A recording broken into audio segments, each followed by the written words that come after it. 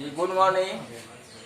ये स्त्री प्रत्यय है, आज मैं पढ़ाने जा रहा हूँ। स्त्री प्रत्यय में केवल एक आपको टाप प्रत्यय ही पढ़ना है। पहले देखेंगे टाप में एक ट हलंत का लोप हो जाता है और इधर से प का लोप हो जाता है। तो इसका मतलब हुआ कि यहाँ पर शेष बच गया क्या, आ।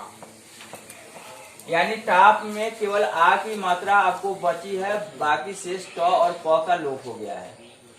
तो इस तरह से ये जो स्त्री प्रत्यय टाप प्रत्यय है, वह प्रत्यय तो प्रकृति में दो तरह के होते हैं, एक तो कृत्रिम होता है, एक नेचुरल होता है। तो नेचुरल जो है उसमें कोई प्रत्यय नहीं लगता है, प्रत्यय लगता है पुल्लिंग सब में, यानी उसी पुल्लिंग में ये प्रत्यय लगेगा जिसका स्त्रीलिंग होता हो। यानी जिस स्त्रीलिंग का पुल्लिंग होता हो वैसे शब्दों में हम क्या करेंगे, वो प्रत्यय लगाएंगे, स्त्री प्रत्यय। तो आपको एक टाप प्रत्यय पढ़ना है। इसका भी कंडीशन है कि कैसे शब्दों में टाप प्रत्यय का प्रयोग करेंगे। तो मैं यहाँ पर इसकी थोड़ी सी चर्चा करूंगा।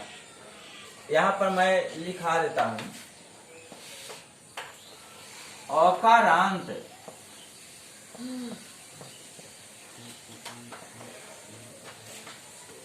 ये इसको एक मिनट, अजादी,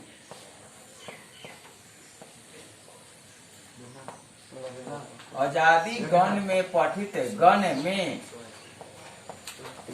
पठित अकारांत शब्दों से, अकारांत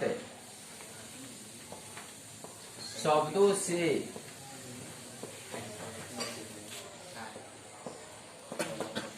से स्त्रीलिंग बनाने के लिए, स्त्रीलिंग बनाने के लिए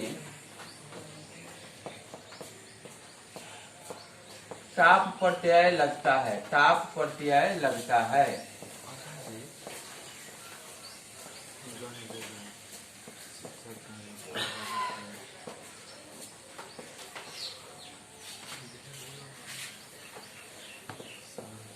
टाप प्रत्यय में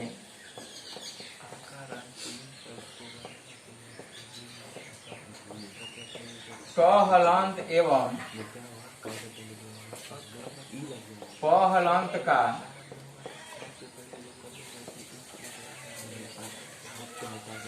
लोप हो जाता है, लोप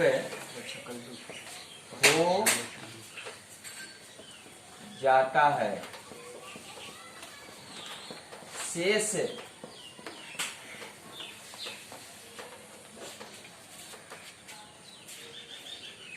आ की मात्रा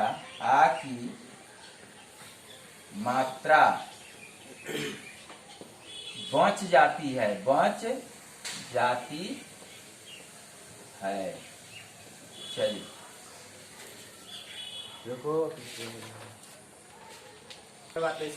चलिए तो यहाँ पर देखते हैं, एक कुछ है यहाँ पर कुछ नई शब्द है, उन शब्दों पर विचार करते हैं। यहाँ पर लिखा है आजादी, लिखा हुआ है। आप आजादी, ये स्वतंत्रता वाला आजादी नहीं है, ये अज आदि लिखा हुआ है। ये लिखा हुआ है अज आदि, अज, ये जो शब्द लिखा हुआ है अज और आदि। अज एक एनिमल्स का नाम है, पशु का नाम है। हाँ, ये इसी के नाम पर एक गण माने समूह, गण मीन समूह, समूह का नाम पड़ गया इसी के नाम पर, इसलिए आजादी, अज आदि। यानी इस अज का जो गण है, इस गण में बहुत सारे शब्द है। वो सारे शब्द कैसे हैं, अकारांत होंगे। अकारांत यानी जिन शब्दों के अंत में अ की मात्रा हो, अकारांत शब्द लगा। तो ऐसे अकारांत शब्दों से स्त्रीलिंग बनाने के लिए एक टाप प्रत्यय का प्रयोग किया जाता है। टाप में एक ट हलंत एवं प हलंत का लोप हो गया है, शेष आ की मात्रा बची है। तो इस तरह से आपको एक ही प्रत्यय पढ़ना है, स्त्री प्रत्यय पढ़ना है। लेकिन आपको ध्यान में रखना है, ये प्रत्यय तो आपके ऑप्शन में बहुत सारे आएंगे, 4 ऑप्शन रहेगा। तो उसमें गलत सलत भी प्रत्यय नहीं, कुछ प्रत्यय ऐसे होंगे जो आप नाम नहीं सुने होंगे। तो ध्यान रखेंगे कि आप तद्धित में 3 प्रत्यय पढ़ा था, मतुप, त्व, तल और टाप, स्त्री प्रत्यय टाप। ये 4 प्रत्यय ध्यान में रहना चाहिए कि इसी को जोड़ना है, इसी को तोड़ना है, यही निकलेगा, यही अंदर प्रवेश करेगा। इसके अलावा में आपका कोई भी प्रत्यय पर ध्यान नहीं जाएगा। ये आपको त्व, तल, मतुप और टाप, ये 4 प्रत्यय को याद कर लेंगे कि इसी को जोड़ना है, इसी को तोड़ना है। अगर इसको अतिरिक्त जोड़ते तोड़ते हैं तो आपका आंसर गलत हो जाएगा। तो इसलिए आप हमेशा ध्यान रखेंगे, 4 प्रत्यय का स्वरूप को याद रखेंगे कि हमको 4 प्रत्यय से एक्स्ट्रा 5वां प्रत्यय, 6ठा प्रत्यय का कोई नाम में निशान ही मैंने नहीं लेना था, याद करना नहीं थे, तो उस तरह से आपको याद हो जाएगा। नहीं तो बहुत सारे प्रत्यय रहेंगे, आप किसी पर टिक मार दिया, हो गया आंसर गड़बड़। तो हम चलते हैं यहाँ पर उदाहरण से पता चल के। अज माने एक पशु का नाम है, वो खसी है, बकरी जो कहते हैं, ये बकरा है। ये बकरा शब्द को स्त्रीलिंग बनाने के लिए, तो इसके गण में जितने भी शब्द होंगे उन सारे शब्दों से वो जो आकारांत होंगे उन शब्दों से हम कौन सा प्रत्यय लगाएंगे, टाप प्रत्यय लगाएंगे। तो इस चलते उदाहरण से हम इसको जानेंगे।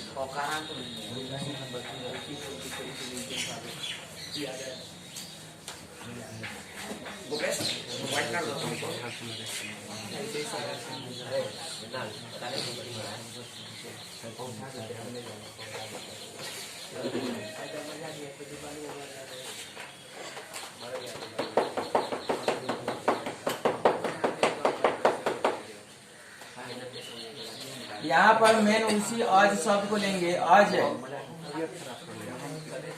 जो टाप, परीक्षा में इस तरह से दिया हुआ रहेगा, अज जो टाप, ये अकारण शब्द है, इसमें क्या हो जाएगा, अजा हो जाएगा। उसी तरह से है चटक, जो टाप, अजा जो टाप,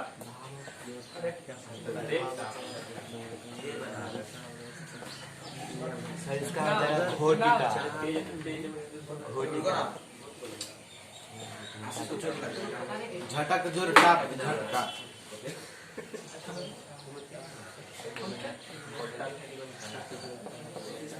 शेक्सपियर पाला माला।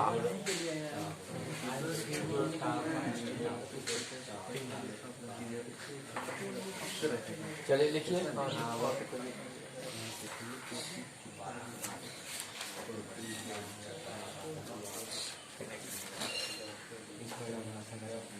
पाला लिखिए सर। टर्मिनेटर का रिवाइज करेंगे, ट्रांसफॉर्मर का रिवाइज करेंगे, देखने का रिवाइज करेंगे। आज में चटक है, समय हालत नहीं लगेगा, आज आप पहले से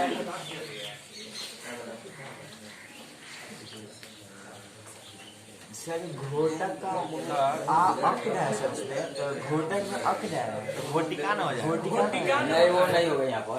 धावा में धाविका हो जाता है, बालक में बालिका, तो वहाँ पर होगा, यहाँ पर नहीं होगा। अक वाला उच्चारण में होता है। तो वो प्रत्यय से नहीं बना हुआ है, ये प्रत्यय से नहीं बना हुआ है। चलो हाँ, इनऑर्गेनिक ये प्रत्यय से नहीं बना हुआ है। ठीक है, ओके।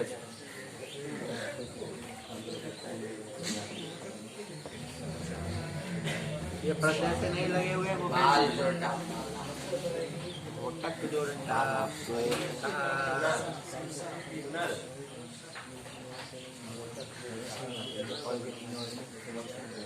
घोटका।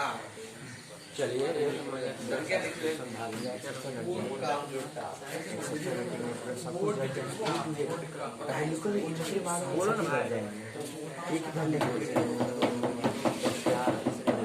सॉरी। शुरू ये उदाहरण 2-4 मैं दिया था, फिर आगे थोड़ा सा देखा जाए और भी समस्या कुछ होगी उसका समाधान किया जाए। जी हाँ, आता है, नहीं पढ़ना है। अब थोड़ा सा देखेंगे कुछ एक आध नियम। प्रत्ययस्थ क से पूर्व पहले ही लिख देते हैं, पहले ई की मात्रा लग जाती है, लग जाती है, उसी का है टापी प्रत्यय का नियम है। दूसरा नियम हाँ, प्रत्यय यानी ये बता रहा है कि प्रत्यय में इस क से पूर्व पहले ई की मात्रा लग जाती है। देखेंगे यहाँ पर, ऐसे नहीं बोल सकते। यहाँ पर ये लिखा हुआ है बालक लिखा हुआ है, ये बालक लिखा हुआ है। अब जानेंगे कि आखिर प्रत्यस्त कैसे है, थोड़ा सा रफ यहाँ समझते हैं। ये यहाँ पर ये बल शब्द है, बल, बल जोर घैया, ये प्रत्यय है, तो ये बन गया है बाला। ये बाला में हम नबूल प्रत्यय जोड़ेंगे, नबूल ये प्रत्यय जोड़ेंगे, फिर ये अक हो जाता है, अक को इसमें डाल देंगे तो हो जाएगा बालक हो गया, ये बालक हो गया। बात समझे? यहाँ पर हमारा प्रक्रिया, ये जो प्रत्यय है, ये देखिए, ये बल में या बाल में ये क की मात्रा नहीं थी, ये मात्रा कहाँ से आई है? ये प्रत्यय से आई है। ये क की मात्रा कहाँ से आई है? प्रत्यय से आई है। तो ऐसे शब्द जो प्रत्ययस्थ क होंगे उसमें ई की मात्रा लगाएंगे। अब यहाँ पर लिखा हुआ है, ये घोटक लिखा हुआ है, घोटक, ये घोटक शब्द प्रत्यय का नहीं है, इसी का ये अंग है, घोटक का ही अंग है, घोटक बना हुआ है। उसी तरह से ये चटक शब्द है, चटक है, ये जो क है इसी का पार्ट है, अलग प्रत्यय से नहीं आया है। तो इसलिए इन दोनों शब्दों में और भी कुछ ऐसे शब्द होंगे जिनमें वो ई की मात्रा नहीं लगाएंगे। हाँ, वो प्रत्यय का क आना चाहिए। तो ऐसे प्रत्ययस्थ क से पहले ई की मात्रा लगाएंगे। तो यहाँ पर ये बालक हो गया, ये जो क है तो प्रत्यय का है, मैंने प्रत्यय का है तो मैंने बता दिया। ये बालक हो गया, बालक में कौन सा, ये अकारांत भी हो गया, तो अकारांत है तो ये टाप प्रत्यय तो लगेगा ही, एक प्रत्यय आपको पढ़ना ही है, कोई दिक्कत नहीं है। तो ये क्या करेंगे, एक क से पूर्व ई की मात्रा लगाएंगे, तो ई की मात्रा ल में लगेगी, क में लगेगी जी, ल में लगेगी। अब देखेंगे, अच्छा लगा कर देखते हैं, यहाँ पर देखते हैं, ये ल, सॉरी, ए ब हलांत आ, जोर ल, जोर ई, जोर क, जोर अ, यानी कहा है कि क से पूर्व, क से पहले ई की मात्रा लगेगी, तो ई की मात्रा ये ई ल में लगेगा कि क में लगेगा? ल में लगेगा। ह्रस्व ई की मात्रा है, दीर्घ ई की भी मात्रा है, तो भी मैंने वैसे ही ल ही में लगेगा, क में जो लगेगा वो अ लगेगा। क्लियर? तो इस तरह से हम क्लियर हो जाएंगे। तो ये हो जाएगा आपका, ये बालिका हो जाएगा, बालिका सर आन होगा तब तो ऊपर में जोड़ के बालक, तो इस तरह से बालक जो टाप हो गया, बालिका हो गया। उसी तरह से और भी है, अध्यापक लिखते हैं, अध्यापक, अध्यापक जो टाप है, हाँ, उसी लेखक, लेखक जी हाँ, लेखक, धावक,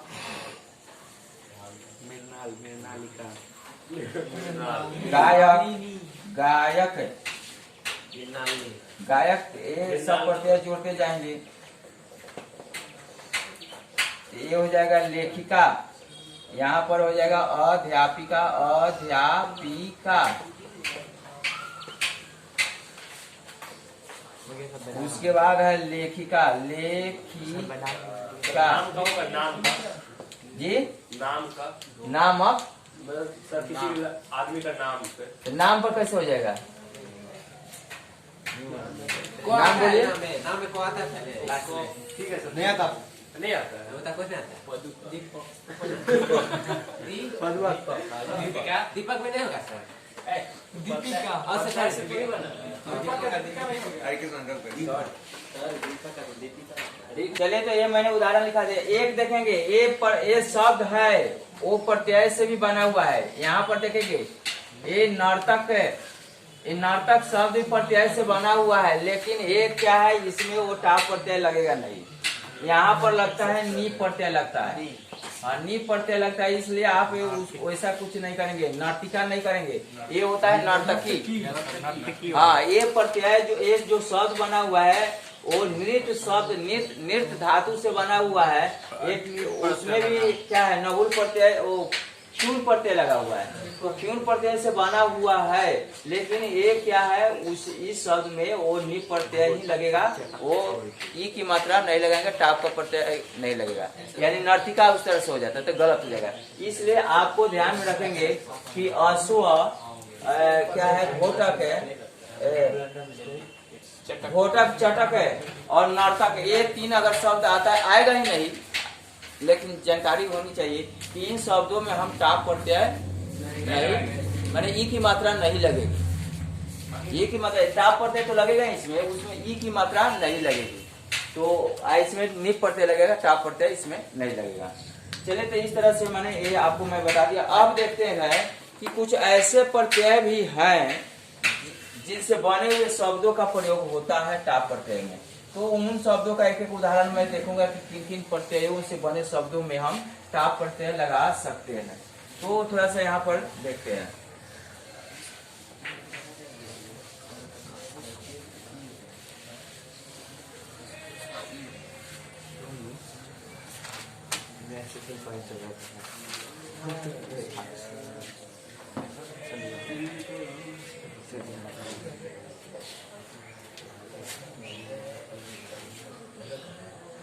तो अभियत,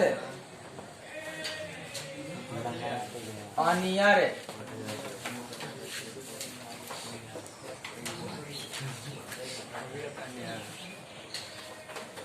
सानच, अक्त,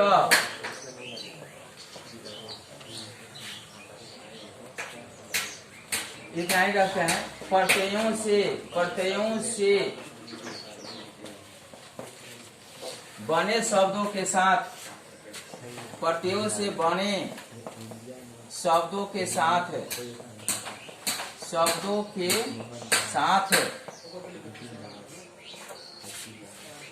स्त्रीलिंग बनाने के लिए, स्त्रीलिंग के बाद वक्त है कि वक्त है, अक्ता है, आधा कौता, बने शब्दों के साथ स्त्रीलिंग बनाने के लिए, स्त्रीलिंग बनाने के लिए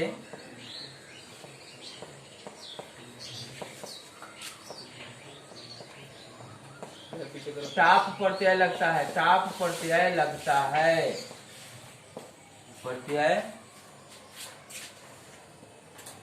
लगता है।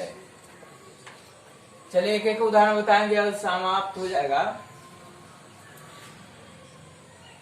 देखोगे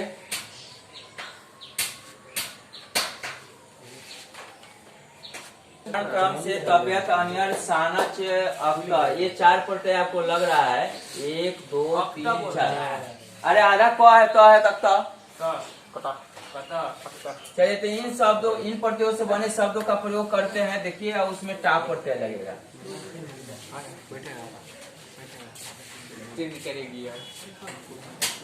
अब थोड़ा सा देखेंगे, दो प्रत्यय पर देखेंगे, ध्यान देंगे। यहाँ पर एक तबियत में त का लोप हो जाएगा, तबिया बचेगा।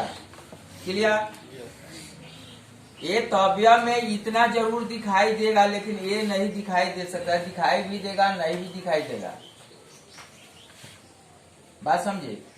ये अनियर में आइए, अनियर में आपको दिखाई देगा अनिय, इतना दिखाई देगा, र लोप हो जाता है।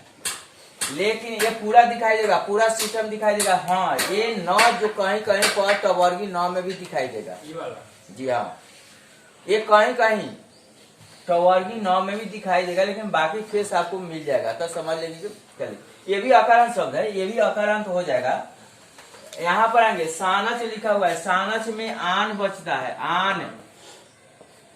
कहीं कहीं ये आन में न हलंत नहीं होगा, नहीं तो वो आपका आन में हलंत होगा तो हो जाएगा श्रीमान की तरह, तो गलत हो जाएगा। अगर ये सानच प्रत्यय रहता ना, तब आपको हो जाती दिक्कत, ये कहे कि सब हटते चला गया है ना, तो आपको टाप प्रत्यय में और ये तल प्रत्यय में आ बचा हुआ है, तल का ता होता है ना, तो उसमें तो आ की मात्रा दिख रही है ना, और टाप प्रत्यय में भी आ दिखता है, तो वहां भी कंफ्यूज हो जाओगे। लेकिन यहाँ पर आन होता है, आन में यहाँ पर क्या होता है, हलंत नहीं होता है, और वहां पर जो मतु का जो क्या हुआ है, मान हुआ है ना, इसका भी मान होता है, ऐसी बात नहीं है। ये मान भी होता है इसका, ये मान होगा, ऐसे लिखाएगा। तो इस तरह से आन और मान होता है, लेकिन हलांत नहीं होगा। तो समझ लो कि कौन सा प्रत्यय से बना हुआ है, मतु प्रत्यय से बना हुआ है, माने ये मतु प्रत्यय से बना हुआ है। अब देखेंगे ये अक्ता में केवल तो दिखाई देगा, बाकी कुछ नहीं दिखाई देगा। ये तो रेयर केस में आपको तो दिखाई देगा, तो बाकी दूसरा ही चीज में दिखाई देगा। वो दिखाई देगा तो ध में दिखाई देगा, ध। और भी वर्ड में ज्यादा अधिकांश तो ध में दिखाई देता है। तो चलिए मैं एक एक उदाहरण में बताता हूँ। आप देखोगे इस प्रत्यय को जानने के लिए और इस प्रत्यय को जानने के लिए थोड़ा सा आपको ध्यान देना पड़ेगा, बाकी किसी प्रत्यय का नहीं, क्योंकि दोनों प्रत्यय में आराम में तो बच गया है। आराम में क्या बचा है, तो यहाँ भी तो आ गया है, यहाँ भी तो है। तो नियम एक ही होगा। यहाँ पर एक नियम, विशेष नियम है कि धातु को जानना पड़ेगा। ये सब धातु में लगा, ये प्रत्यय जो है तो धातु में लगेगा तब शब्द रूप बनेगा, तब वो शब्द बनेगा, तब वो स्त्री प्रत्यय लगेगा। स्त्री प्रत्यय शब्द में लगता है, ये तद्धित प्रत्यय शब्द में लगता है। आपको धातु में ये प्रत्यय लगेगा। जब ये धातु में लगेगा तब ये शब्द रूप हो जाएगा, तब जाकर कौन सा प्रत्यय लगेगा, आपको स्त्री प्रत्यय या तद्धित प्रत्यय लगेगा। ये आपको कृत प्रत्यय, इसका नाम होता है कृत प्रत्यय। कृत प्रत्यय आपको सिलेबस से हटा दिया है, जी नहीं पढ़ना नहीं है। पिछले साल से तो आपको जानकारी के लिए कि मैं ये पढ़ाने के लिए मैं नहीं कर रहा हूँ, इन प्रत्ययों से बने शब्दों के साथ वो प्रत्यय लगेगा, इसलिए मैं इसको बता रहा हूँ। ये तो सब धातु में ना लगे। हाँ जी, तो यहाँ पर ये ध्यान देंगे, ये तबियत और अक्ता प्रत्यय को थोड़ा सा ध्यान देंगे कि कहाँ। ये देखिए, ये धातु दो तरह का होता है। एक मैंने बताया था कि एक धातु होता है सेठ होता है, और दूसरा होता है अनिट होता है कि नहीं। तो सेठ में सेठ का मतलब होता है जिस धातु में ई की मात्रा आ जाए वह सेठ कहलाएगा। जिस धातु में ई की मात्रा नहीं आवे तो क्या कहलाएगा, अनिट कहलाएगा। अब ऐसी इतनी बहुत सारी धातुएं हैं, तो कैसे जानेंगे कौन सा धातु सेठ है, कौन सा धातु अनिट है। समस्या हो गई ना। तो पहले इसको जानोगे, सेठ है ऐसा धातु जिसमें ई की मात्रा लग जाए, ऐसी धातु जिसमें ई की मात्रा नहीं लगे। क्लियर, लग जाए नहीं लगे, लग जाए नहीं लगे, नहीं लगे लग जाए, ये है ना। तो अब ऐसी कौन सी धातु है, मान लीजिए कि एक पट धातु है, ये पट को जानोगे, ये तो धातु है, लेकिन अब ये सेठ है कि अनिट है, इसको जानेंगे कि क्या है, इसको कसौटी पर कसेंगे। तो एक देखते हैं, इस पट को हम ले जाएंगे लट लकार में, लट लकार में ले जाएंगे तो इसका रूप होता है पठति, और इसी धातु को हम लिट लकार में ले जाएंगे तो हो जाएगा पठिष्यति। बात समझेंगे नहीं। अब देखो धातु क्या था, पट था, ये पट ज्यों का त्यों है, और यहाँ पर क्या हो गया, ई की मात्रा लग गई। किसकी मात्रा लग गई, ई की मात्रा। यानी यहाँ पर पट है, पट ज्यों का त्यों है, यहाँ पर क्या हो गया, पठी हो गया, यानी इसमें ई की मात्रा लग गई। तो इसका मतलब है, इस आधार पर इसका मतलब है कि पट धातु सेठ है, यानी ई की मात्रा लग गई। बात समझ गए। इस आधार पर यानी पठिष्यति के आधार पर यह सिद्ध होता है कि पट धातु क्या है, सेठ है, जिसमें ई की मात्रा लग गई है। मैं क्या कहता कि जिस धातु में ई की मात्रा लग जाए, तो ई की मात्रा लग गई है, तो इसलिए धातु क्या है, सेठ है। अब चलिए अनिट का कैसे होगा। यहाँ पर लिखा है पा धातु लिखा हुआ है, चाहे देखो ये दृश्य धातु है, दृश्य धातु है, धातु है दृश्य, लेकिन इसका काम होता है लट लकार में इसका रूप ले जाएंगे तो पश्यति होता है। क्या होता है, पश्यति आदेश होता है। और लिट लकार में ले जाएंगे तो ये होता है, इसका होता है द्रक्ष्यति होता है, द्रक्ष्यति होता है। अब देखेंगे, मैं तो कहा था तो यहाँ पर ई की मात्रा कहीं है ही नहीं है, और यहाँ तो है ही नहीं है, तो इसलिए इस आधार पर यहाँ पर ई की मात्रा हो सकती है, आ सकता है, लेकिन यहाँ पर ई की मात्रा कभी किसी भी हालत में नहीं आएगी। तो क्या करेंगे, इसको हम कौन सा धातु मानेंगे, इसको जी अनिट मानेंगे। लेकिन मैं आपको फंसा रहा हूँ, फिर बता रहा हूँ। यहाँ पर गम धातु है, गम धातु है, यहाँ पर इसका गच्छति रूप चलता है, चलता है। इसका क्या होता है, गमिष्यति होता है। तो अब यहाँ पर तो ई की मात्रा आ गई, तो आप कहोगे कि तो ये धातु तो सेठ है, माने इसके साथ क्या है, सेठ है, लेकिन ये धातु क्या है, अनिट है। अब यानी इत इसलिए हो गया कि नाम था, दूसरा काम हो गया दूसरा, इसलिए ई की मात्रा भी आएगी तो वो अनिट ही रहेगा। पहले बात समझो। ये नाम है कुछ, काम है कुछ। ऐसे धातु जब आएंगे, अगर लिट लकार में ई की मात्रा रहेगी तो हम उसको भी अनिट ही मानेंगे, सेठ नहीं मानेंगे। यहाँ पर क्या था, जो नाम था वही काम था, जो नाम था वही काम था। यहाँ पर नाम है, काम नहीं है। तो अगर इस स्थिति में अगर लिट प्रकार की धातु में ई की मात्रा आ जाए तो वो सेठ धातु हरगिज नहीं हो सकता है। बात समझ नहीं?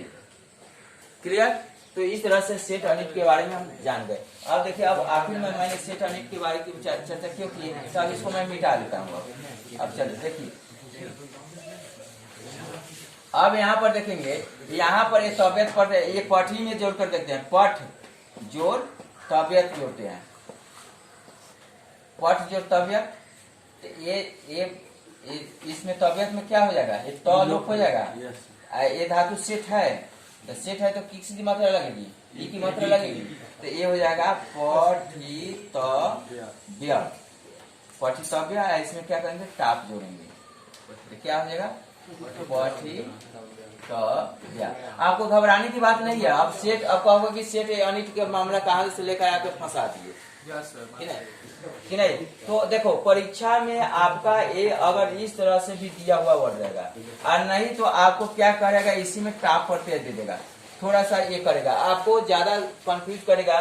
तो पठ जो तव्य जो टाप कर देगा, इस तरह से करेगा, तब थोड़ी सी समस्या आ जाएगी, इसमें ई की मात्रा लगेगी नहीं लगेगी। लेकिन अगर कभी कभी क्या करता है, अधिकांश ये पठितव्य जो टाप दे देते तो इसमें ई की मात्रा पहले से लगे चाहे न लगे, इसको कोई नहीं, हम लोग टाप पढ़ते केवल दर्शाना है, तो पठितव्य आ गया। दो तरह से क्वेश्चन हो सकता है। अगर इस तरह का क्वेश्चन आएगा तो थोड़ी सी आपकी माथा पेची हो जाएगी कि सेठ है कि अनिट है।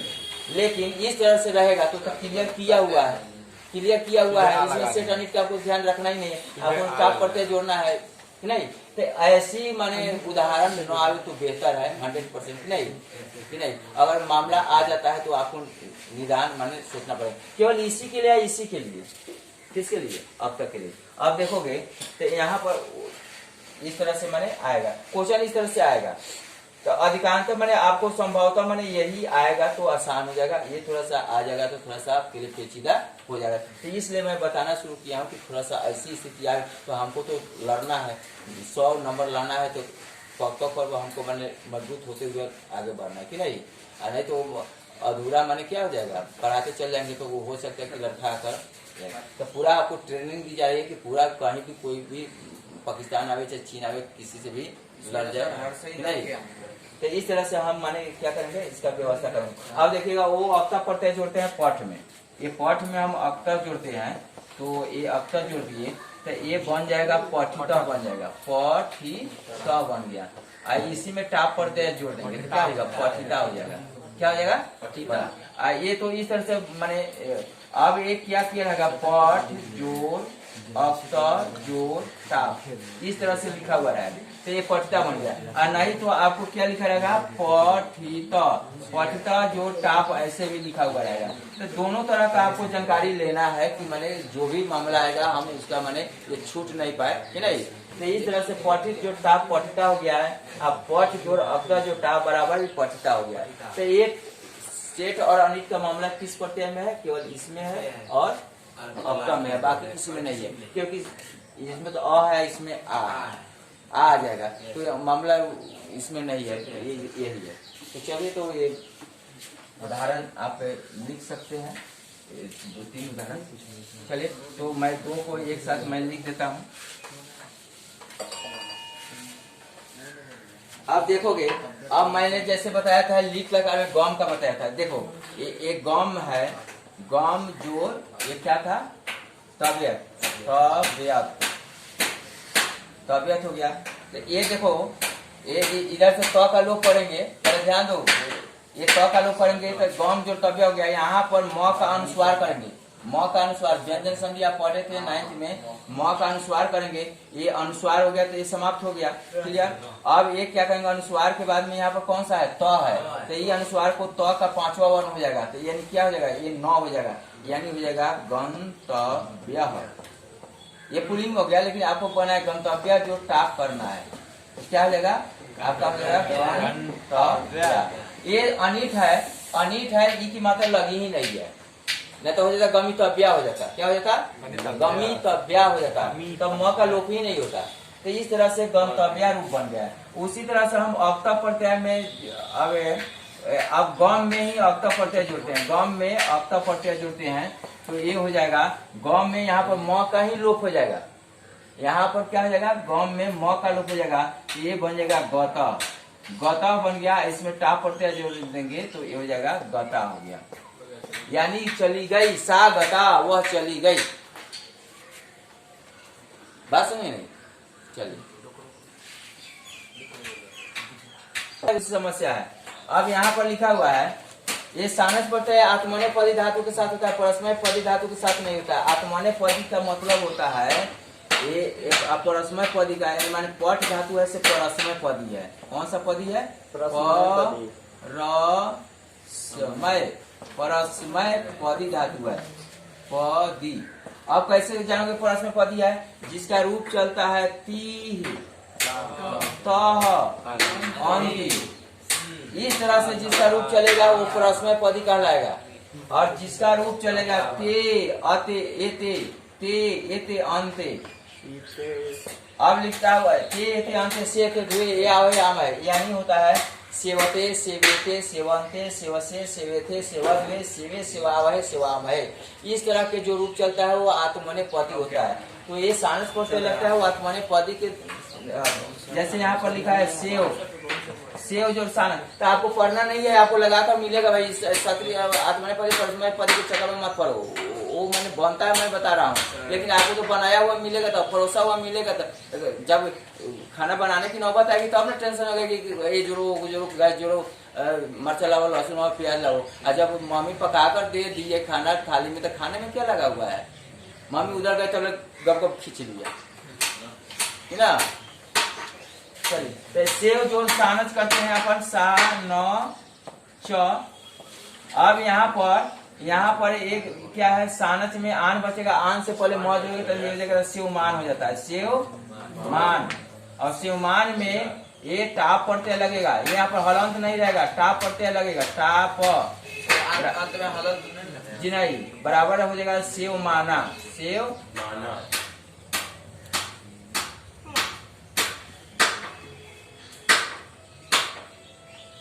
सेव माना, इस तरह से बना हुआ है।